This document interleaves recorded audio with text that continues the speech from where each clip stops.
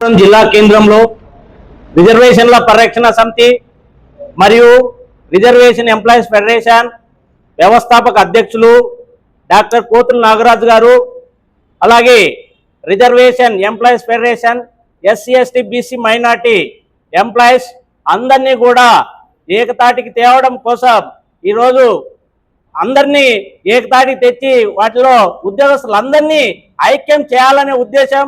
ఎందుకంటే ఈరోజు ఉద్యోగస్తులు జరుగుతున్న అన్యాయం కావచ్చు, అలాగే ఉద్యోగాలు ఏ విధంగా కోల్పోతున్నాం అనే అంశం మీద మరి వీటన్నిటినీ ఈ ఉద్యోగస్తుల సమస్యలని పరిష్కారం కావాలి.